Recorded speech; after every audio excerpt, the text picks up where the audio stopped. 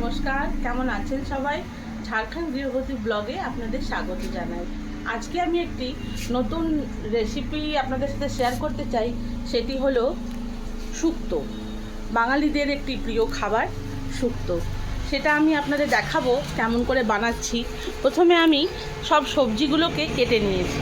দেখুন, এখানে কাঁচা কলা আছে, গাজর আছে, বেগুন আছে, শিম আছে, আলু, মূলো, পেঁপে আর রাঙালু আছে, আর করলাটি আমি ভাজতে বসিয়ে দিয়েছি। এবার এক একটা করে সব সবজি আমি ভেজে নেব, তারপরে আবার আপনাদের দেখাচ্ছি যে কেমন করে ওটা বানাবো। আগে ভেজে নিই। সব ভাজা হয়ে গেছে। বড়িটা বলতে ভুলে গেছিলাম, তাই দেখাচ্ছি। বড়িটাও ভেজে নিয়েছি। কড়াইতে একটুখানি পাঁচফোড়ন, তেজপাতা দিয়েছি, আর একটুখানি আদা আর ধনে বাটা দিচ্ছি। দিয়ে এটাকে একটুখানি কষিয়ে নেওয়ার পর সব সবজিগুলো ওর মধ্যে এক এক করে দিয়ে দেবো। এই দেখুন, এই সবজিগুলো আমি সব এর মধ্যে দিয়ে দিচ্ছি।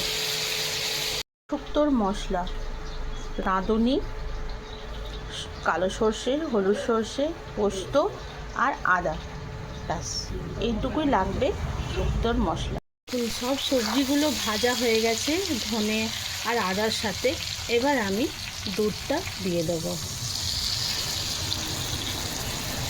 এই শুক্তোতে দুধটা মাস্ট। দুধ না দিলে শুক্তোর যে স্বাদটা, ওই স্বাদটা আসে না।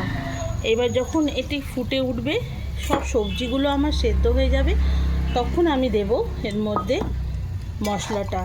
ওই যে আপনাদের দেখিয়েছিলাম, রাঁধুনি, সর্ষে আর পোস্ত সব মিলিয়ে বেটে রেখেছি, ওটি নামাবার আগে আমি দিয়ে দেব। শুক্তোটা এবার রেডি। এর মধ্যে খালি একটু ঘি ছড়িয়ে দিলাম আমি। ঘি দিয়ে আমি ব্যাস এবার ওটি যে কোনো একটি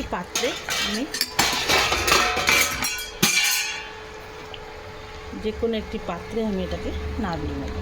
এই যে এবার ওটি খাওয়ার জন্য রেডি। খেয়ে বলবেন কেমন হয়েছে।